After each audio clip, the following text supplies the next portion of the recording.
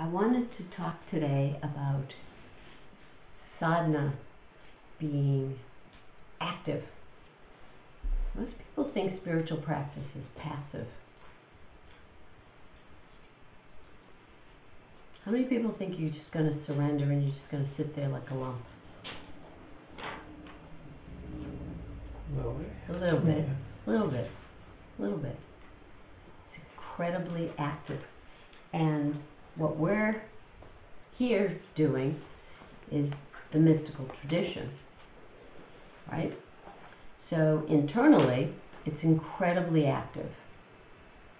It's not passive. So a lot of people think when we sit and meditate, it's passive. We're not doing anything. And for a lot of people who, quote, meditate, they're not doing anything. They're actually sitting there and doing what? At best. Spinning on their head. Yeah, they're passively watching their thoughts. And they've been told to watch your thoughts. So I rather watch, to be perfectly honest, NCIS. More interesting, better looking characters than what I can come up with. So that's not what I do when I meditate.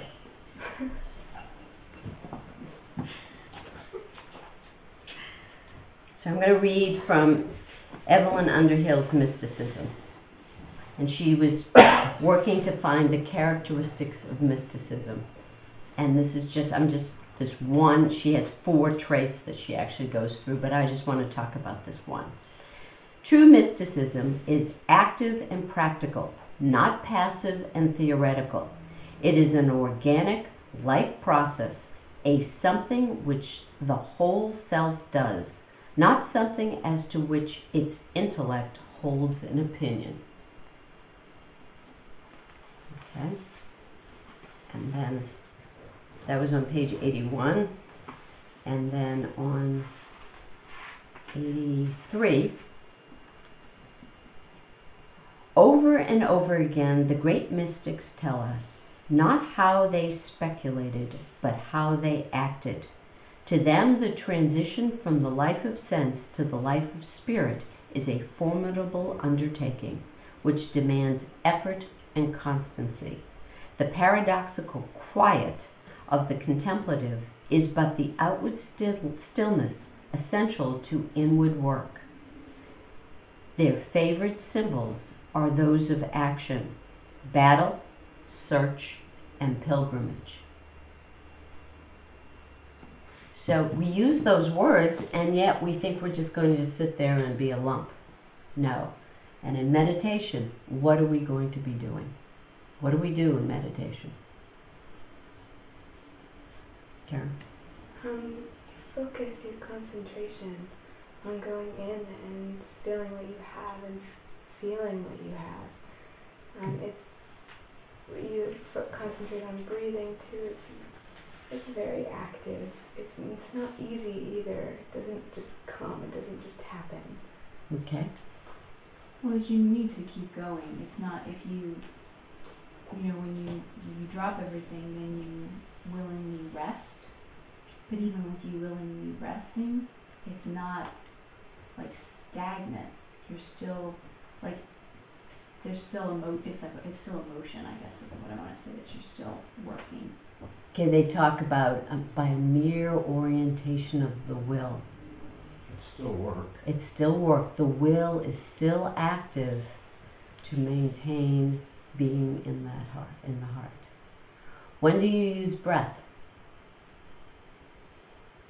For me, if I'm having a really hard time, concentrating or getting into my heart, sometimes I'll use my breath that way.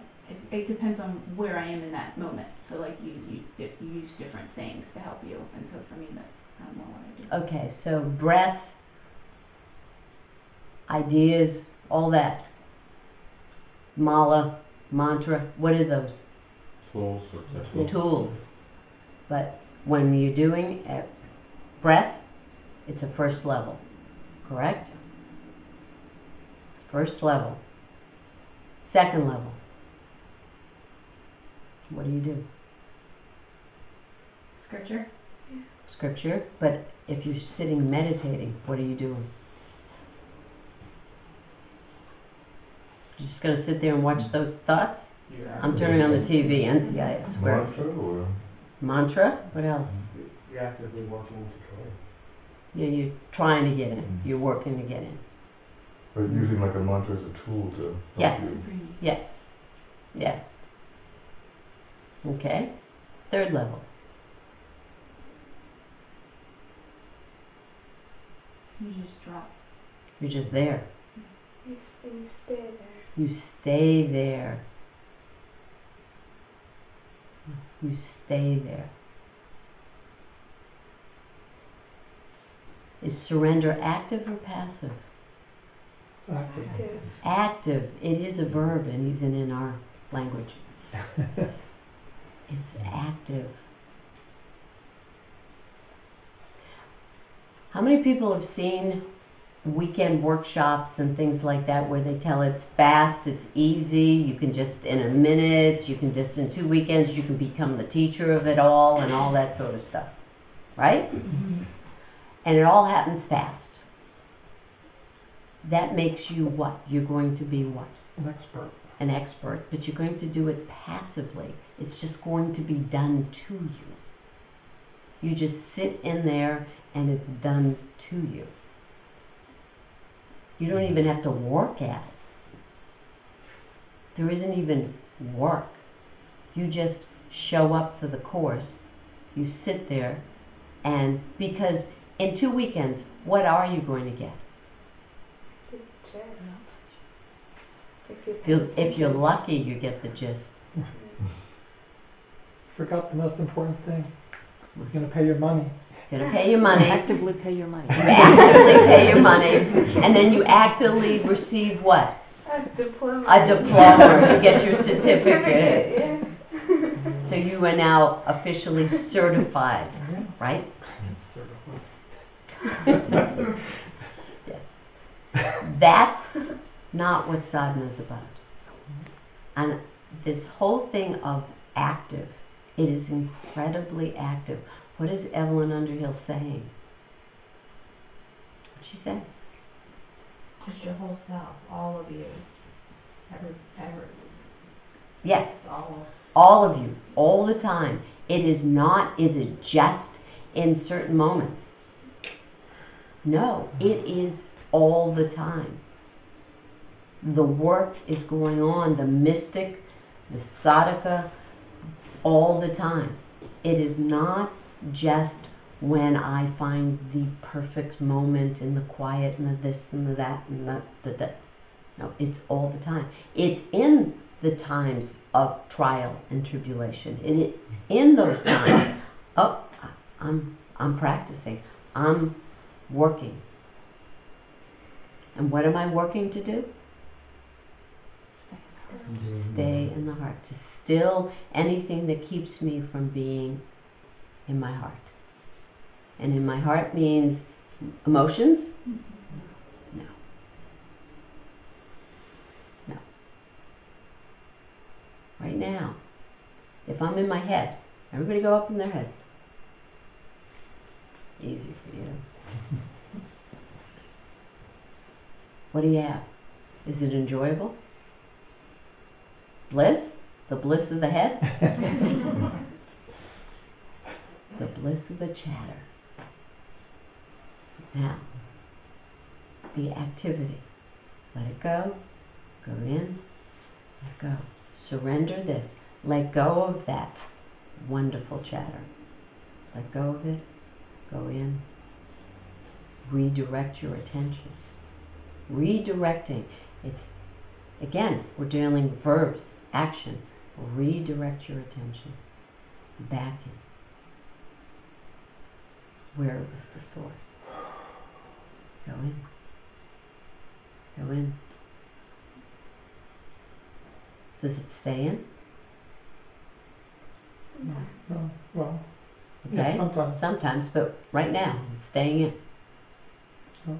No. So then what do you have to do? Do it again. Do it again. And when you get in, then what do? When you're in, Try to bore deeper. bore deeper. Keep boring in. You let go. You keep letting go. You keep surrendering. Notice I'm using verbs. Action. Keep letting go. Everything out of the head. Let go of all the energy in the head. All of it. Come in. Is it the physical heart? No. Keep going in. Keep going in.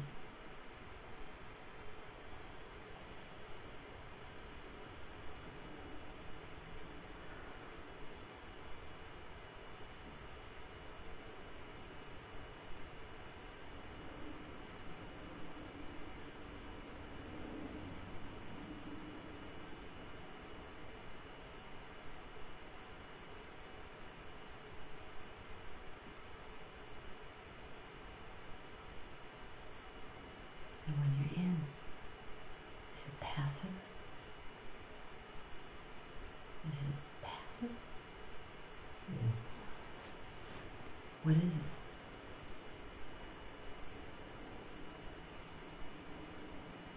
For me, right now, this moment, it's incredibly vital. It's alive. It's quiet and alive.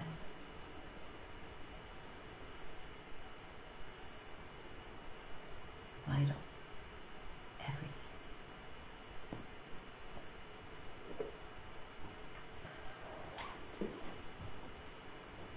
Now, do you want to leave the heart? No. Want to go back in your head? How many people want to go back in the head? So much fun up there. No? Okay. So now you want to stay there. You actually have to make a choice. You have to choose. There's an activity. Choose. I choose something. I choose to stay in the heart.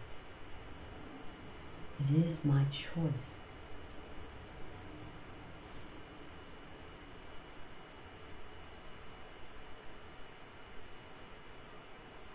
And you keep choosing.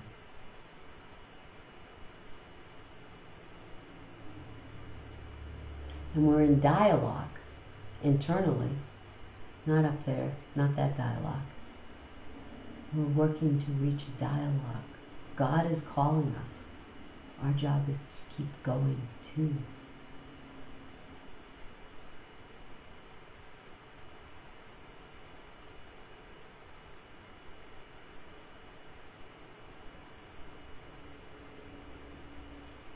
What's the experience now?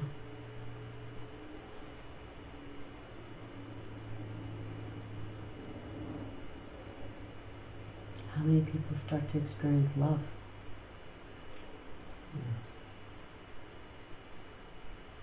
Keep going.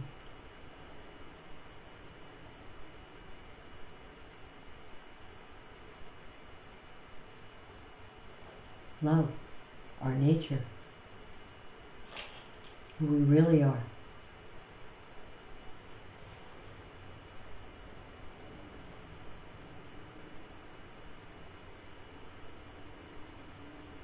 We have to choose it. Who's the we that has to choose it? Is it the small self choosing it? No. Absolutely not. What happens when the small self chooses love?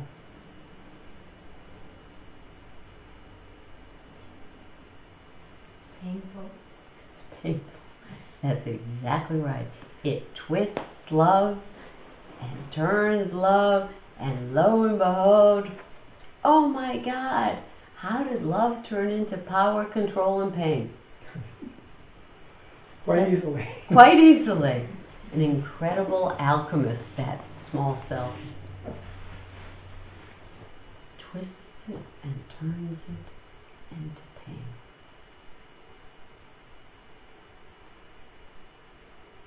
then what do we have to do?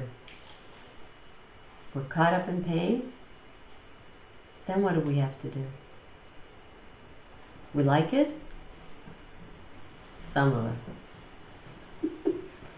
What do you do? Take some kind of pleasure to feel better. You go further out. Yes. Further and further out.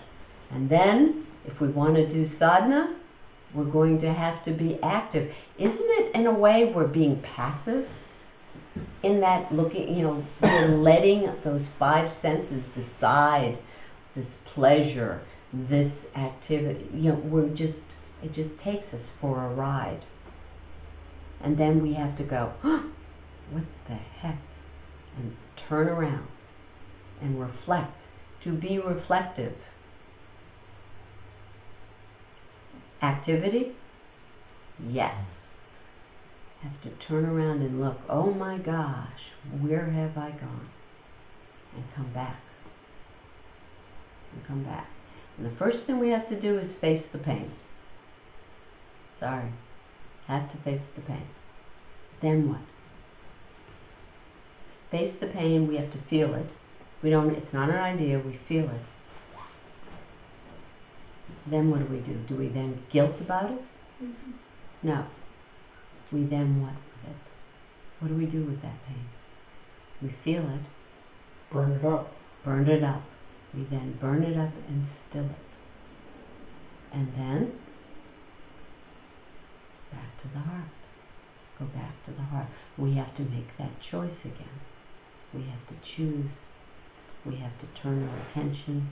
We have to actively put our mind, our attention, our consciousness back into the heart. Take it in.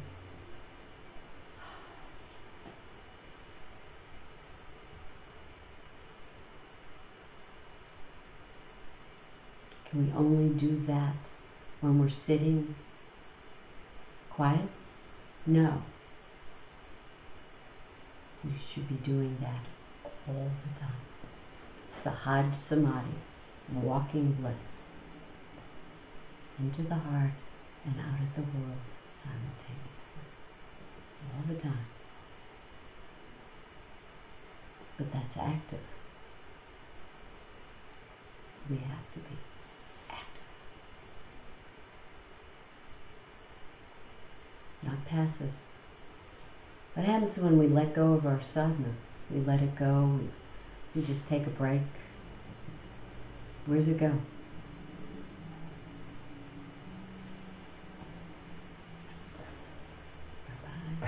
Out the window. Why do they say vigilance? You have to be conscious.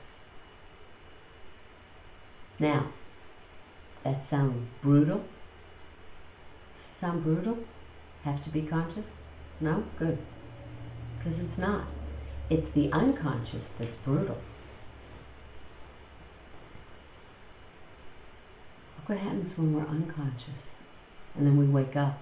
Oh my gosh, how did I get here? Wow. Oh my God. Now I have to do remorse, hopefully, and repentance, hopefully. And I have to go back up that hill.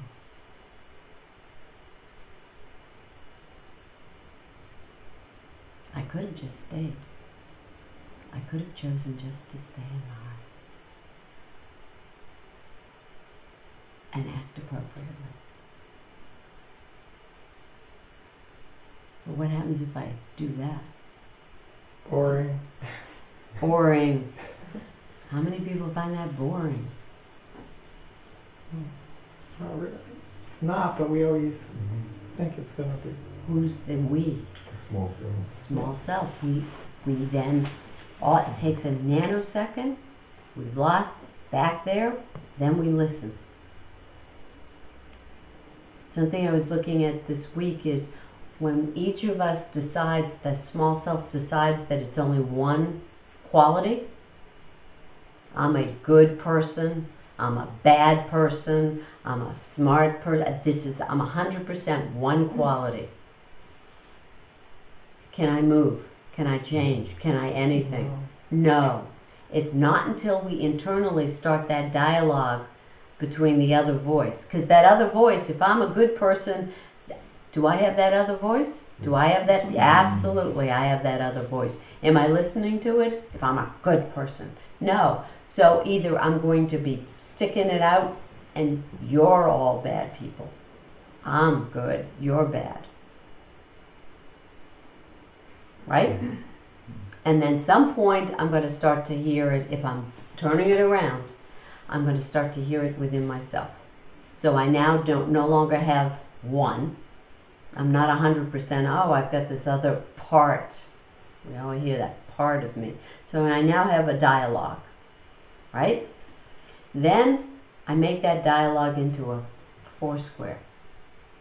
Because each of those voices has a positive and a negative.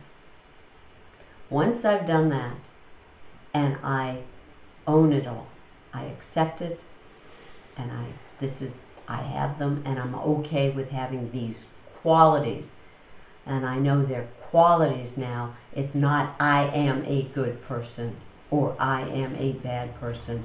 They are qualities I have. I have goodness, I have badness, negative or goodness. Pollyanna. Righteous. Yeah, righteous. Anyone else? There's an old saying that the enemy of the good is not the bad, but the better. But that. I like that. Yeah, there you go. Okay, and naive. Yep. Okay, and what's the positive of badness? Realistic. Forthright. I don't know, forthright. Assertive. Free. Free. Yeah, definitely people have free. Anyone else? Fun. Fun. Fun? Yeah. Yeah. We've been there. Okay, so you take all 4 of those, all of a sudden, I've got all of those qualities. I no longer have one. I am now, these are qualities. Then what happens? I can get, they're qualities I have. Who's the I then? Interesting. Yeah, you go back.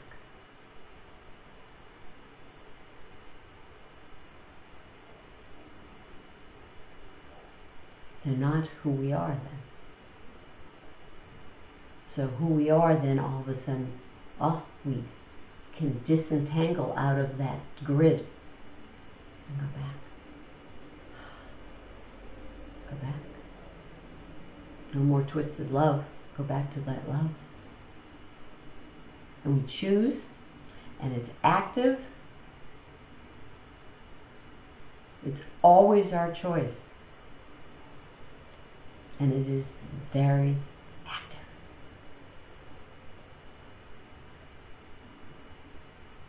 It's vital. It's alive. It's both still and vital at the same time.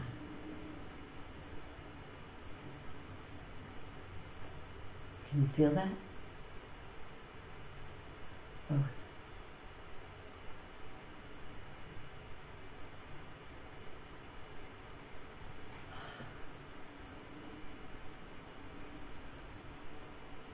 Not passive.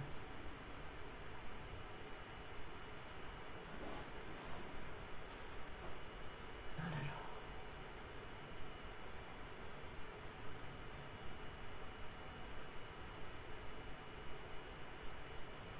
And if we're made in God's image, is God passive? God is everything. Is God passive?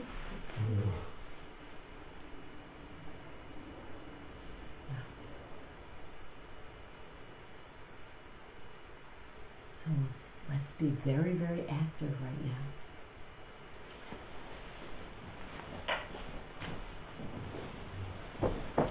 Amen.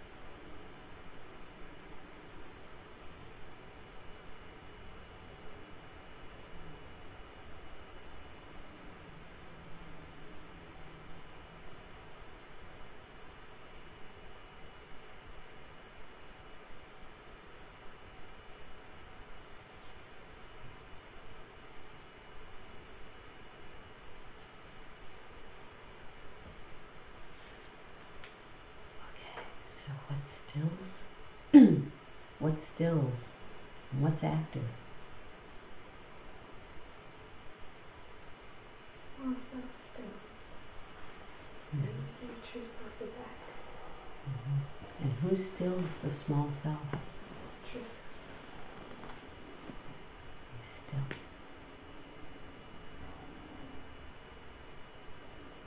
And for those who think or believe that stilling the small self is going, or being a small self is fun, don't understand that it is fun. And you're really in your true self, and you are the actual witness to watch what's really going on. It's fun, and it's funny. Who then enlivens everything? True self. True self. In truth, we're the sun, not the moon. Moon is the mind. Self-illuminative? No. What's self-illuminative? The sun shines. It's brilliant, bright, alive. Moon comes and goes. Lights up, turns dark.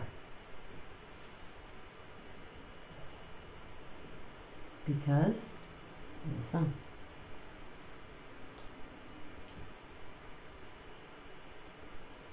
When we still and work to still and are actively stilling, so we're learning what to keep quiet, then our true nature comes forth and is allowed to come forth.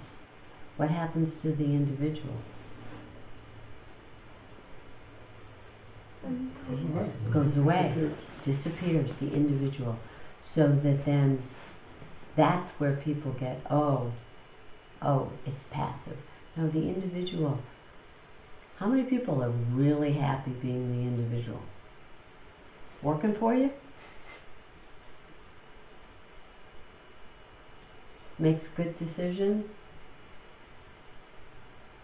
Keeps us always in our little narrative. That's what it does. Fun? No. Boring. Can I ask a question? I just thinking about this with regards to like your own voice or finding your own voice, and how in a way you have to go into where it's not universal in order to find like your distinct voice. I guess at that point it's not, and that's why it's universal on the outside. But I was thinking about like with writers or painters, how there's some pieces that you read or look at and you can tell there's personality in it, and then there are pieces that you can't, that are more universal. And I don't know if I'm forming a question. Okay, let me see if this is. If you go and you stop the individual, right? The individual it's no longer individual. I'm not the individual. I am coming forth. True, right? I'm allowing the truth to come forth. Okay? So let's say I manifest as a writer. It's going to have to go through my vehicles, so it'll look like it's distinctly mine, but there's no distortion. Right. The vehicles are no longer distorting the message, so that it doesn't get glommed on as an individual or personality, or it just, the vehicles would be pure and clean, but they're going to have, each of us has our distinct voice, right. My vocal cords are different than your vocal cords, so if we're going to have a pure sound, and a pure sound comes out, yours is going to sound different than my pure sound, but they will both be completely pure. Okay? So that the artist that's universally felt and received didn't allow his individual personality or any of his individuality to get in the way. the phrase is he got out of the way. Right. Okay? Eventually, that's great for that. Then what the artist is supposed to then do is to go, oh, I want to be able to do that all the time. And I was able to write or paint or create in some way when I was out of the way. I bet you I could go to the grocery store and be out of the way. I could do everything I do and be out of the way. And I don't really need this individualized package. I can use it, but who is the user again? The word I is so difficult because we use I in the small sense and then we use I in the true sense, and it's having to get clear. Well, who's the I? And you'll notice as artists mature, if they're really maturing, they go deeper. It gets deeper, and there's less of that, where you're talking about individualized, and they keep on going back so that their voice apparently gets stronger. Mm-hmm. Isn't it interesting? When they're in their most individualized, how much do we feel that they're actually speaking their voice? Almost none. They haven't found their voice. Isn't that interesting? It's only when they've gone back, when they've let go of that individualized, that their voice ends up, oh, they've found their voice. It's completely opposite in terms of the culture where we think, oh, the individual and having the individual being himself and having his own voice. Does that answer your question? Anybody else?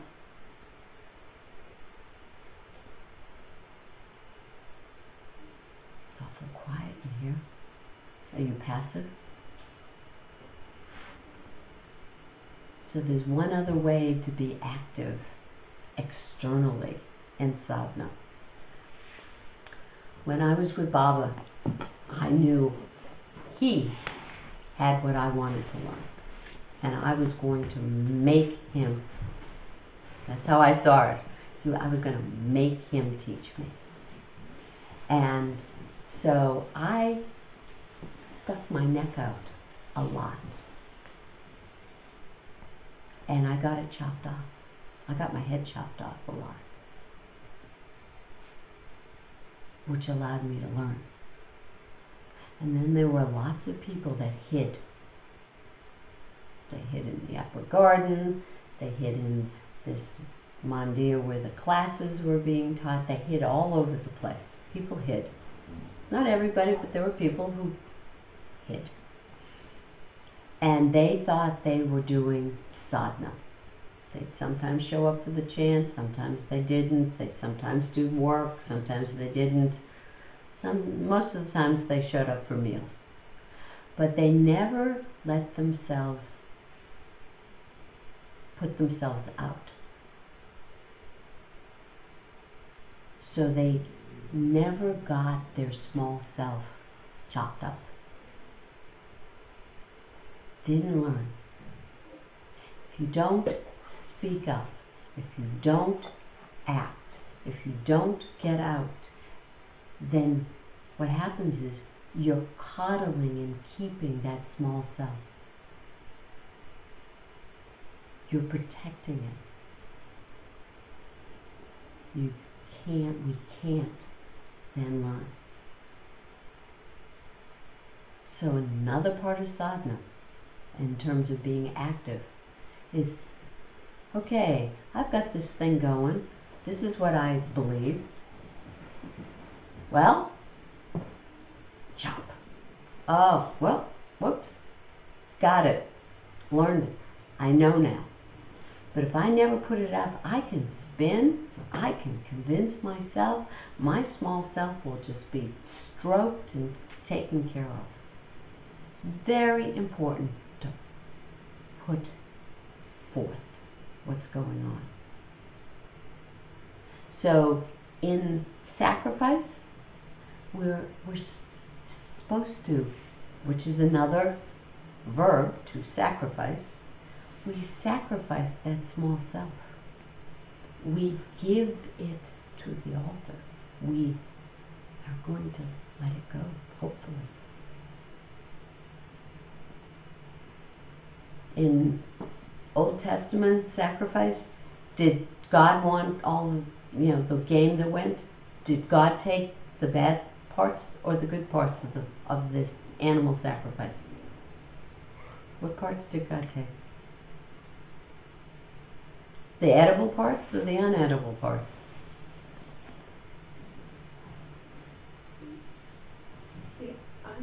Unedible. Okay.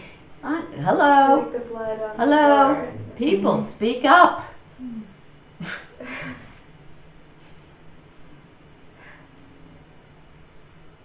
Our job is to give the unedible.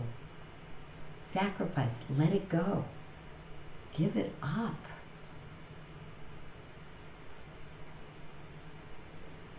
The junk, the crap, that individual that we're sitting there cherishing.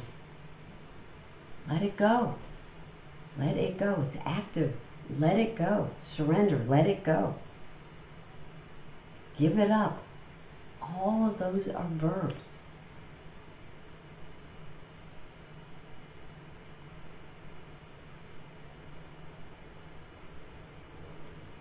The price for keeping it